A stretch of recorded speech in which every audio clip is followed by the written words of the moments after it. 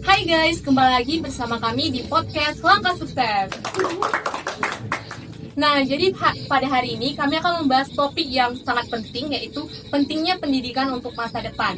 Nah, bersama saya Grisha Yolanda dan kelima teman saya yang nantinya ikut dalam obrolan ini. Perkenalkan, saya Yolanda, saya Desi Lukman, saya Fani Angelina Lumbangajan. Saya Sunan Manurang dan saya Malvi. Nah, jadi saya akan memulai pertanyaan yang umum dulu. Menurut kalian, kenapa sih penting itu pendidikan?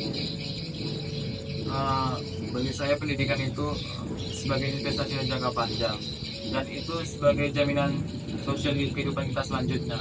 Jadi kita jangan sama sekali menghiraukan pendidikan, karena pendidikan itu ibaratnya kunci dari menjalani kehidupan kita.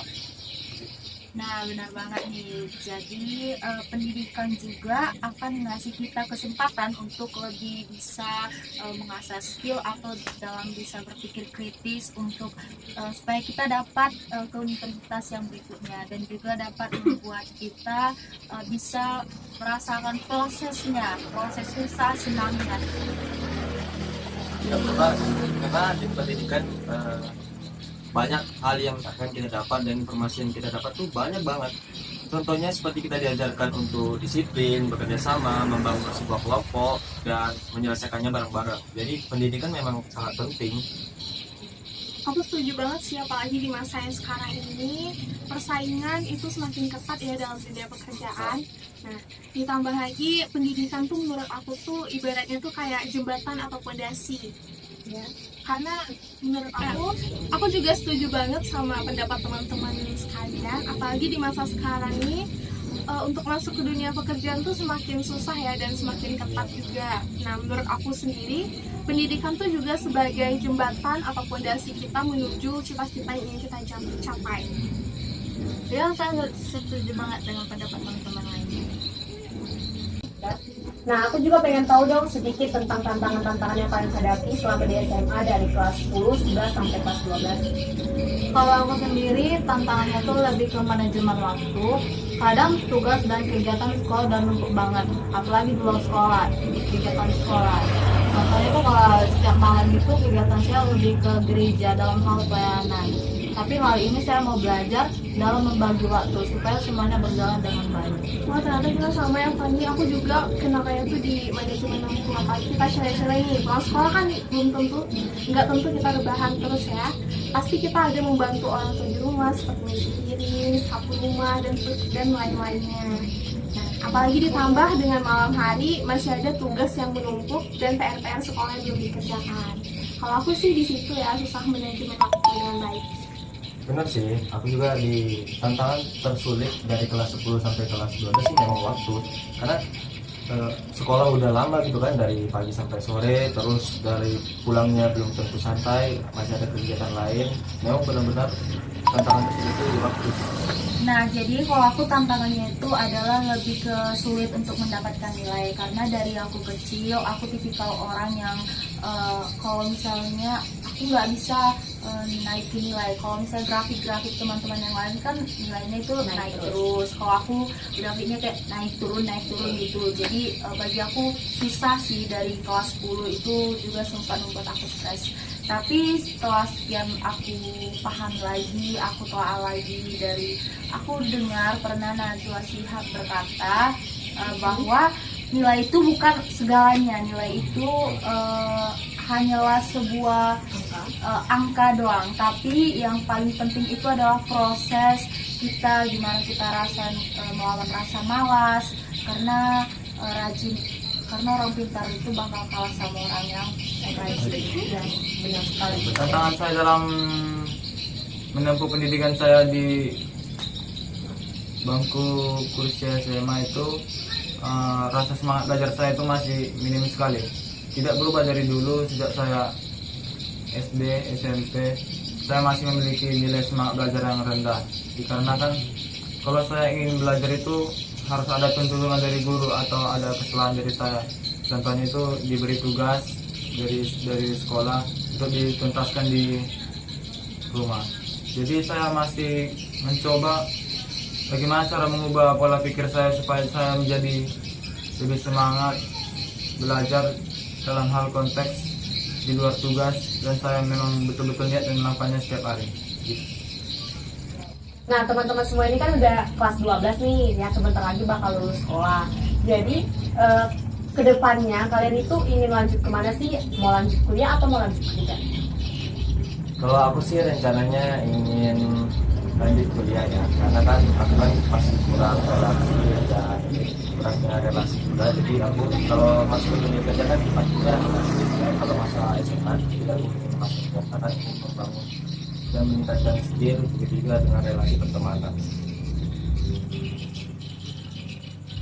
Kalau aku nih kak, aku nih masih bingung nih mau ngambil universitas atau kedinasan. Di satu sisi aku mau ngambil kedinasan, satu sisi lagi aku mau ngambil universitas.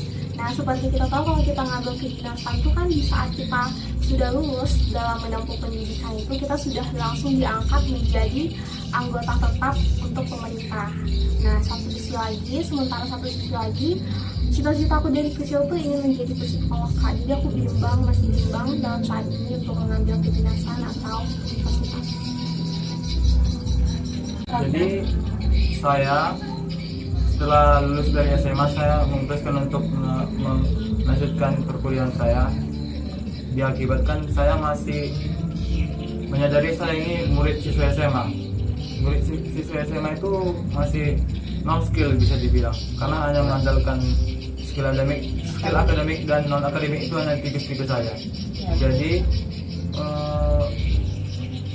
hal mengambil untuk pilihan kuliah itu sangat berarti buat diri saya, karena kuliah itu juga kita bisa sesuai dari apa yang dikatakan Mas tadi itu membangun relasi dengan teman-teman. Kunci dari pendidikan itu sebenarnya adalah kerjasama, bukan individual yang kuat. Kerjasama itu dapat membangun hal apapun itu, dan perkuliahan itu juga dapat memberikan hasil yang memuaskan.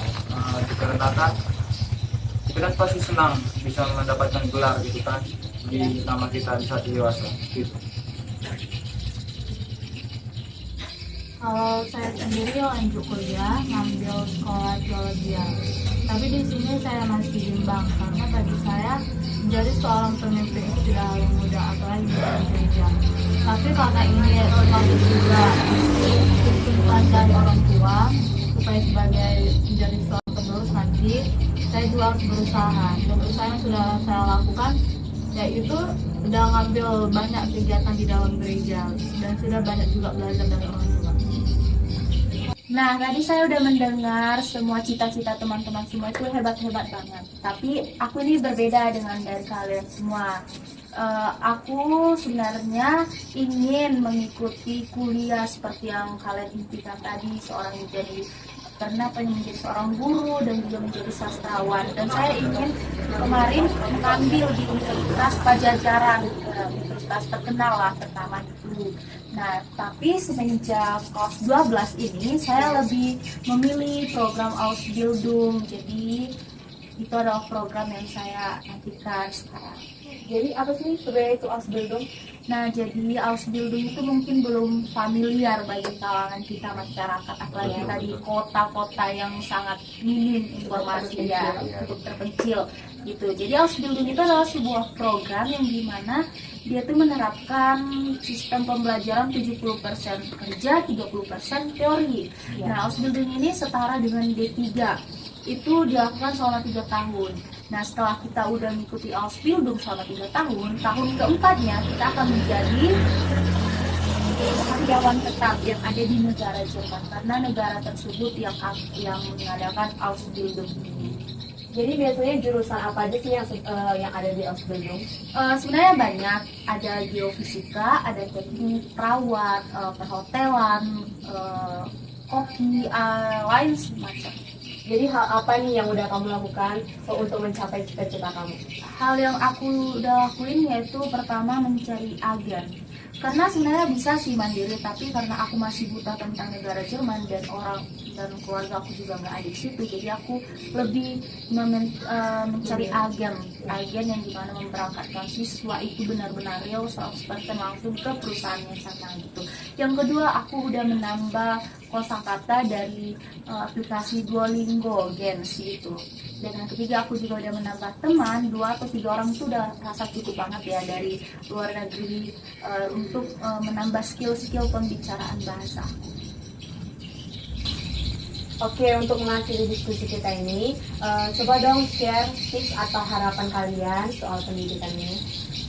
Kalau tips dari aku, semoga kita anak-anak Indonesia ini semakin menikmati proses yang harus kita lalui nanti untuk menempuh karir di masa depan, dan jangan hanya untuk melihat hasilnya aja, tapi nikmati, pelajari, renungkanlah setiap proses itu, karena kita juga bisa belajar juga gimana nanti hasil kerja keras kita nanti, dan semoga kita nanti sukses, dan kemudian sukses nanti kita akan menghasilkan kita akan membagi hasil cerita kita kepada orang lain untuk menginspirasi bagi sesama.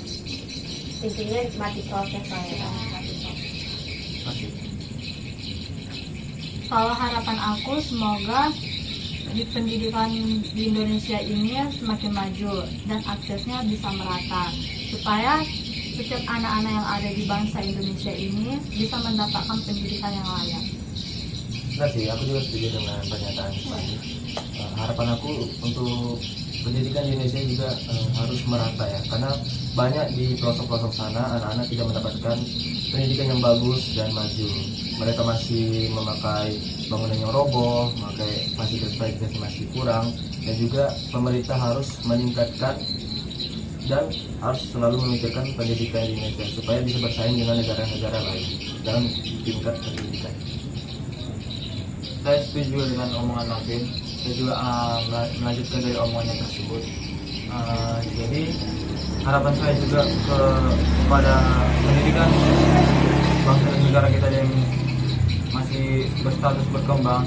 Jadi kita perlu meningkatkan mutu kualitas pendidikan kita, seperti harus menghargai yang sama sekali yang sekarang masih direndahkan itu adalah pendapatan dari guru-guru yang mengajar kita di negara, dan semua segala jenis pendidikan kita ini masih terkontaminasi dengan, mulai akhir-akhir setelah Orde Baru ini masih banyak kontaminasi campur tangan politik dalam upaya pendidikan kita. Jadi mereka memanfaatkan menjadi ladangkan bisnis pendidikan Indonesia ini menjadi pemasukan ke uang pribadi mereka, dan saya sangat tidak menyetujui hal tersebut dan harus segera dituntas sampai bersih.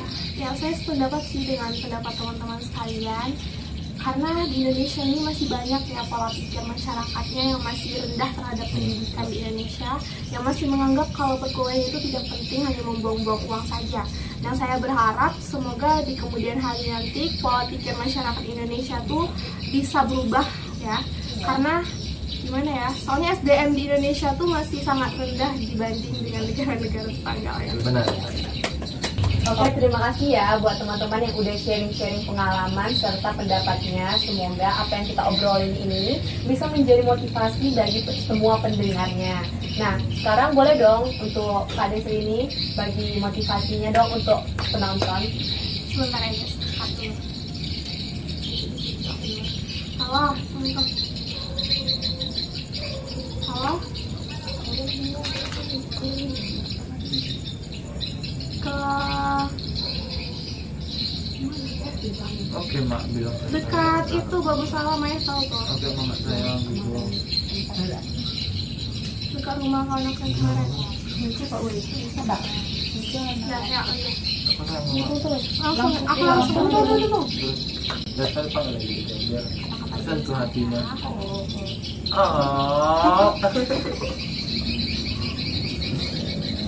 Yes. Tunggu bapak aja. Aduh, dari menggulung kaki aku. Mau dikerang. Nah, belum coba weh. Satu jadi. Ya. Maafin. Maaf ya. Ya, tak marah-marah. Ini suka dikasih penuh 11 sama aku. Kata-kata dari aku sendiri Kak. Jadi kalau Nah, kata-kata dari aku sendiri itu, kalau kita mengejar impian tuh bukan seperti halnya kita naik pesawat. Kalau kita naik pesawat langsung sampai tujuan itu enggak. Nah, dalam menggapai kesuksesan itu tidak selalu instan, teman-teman.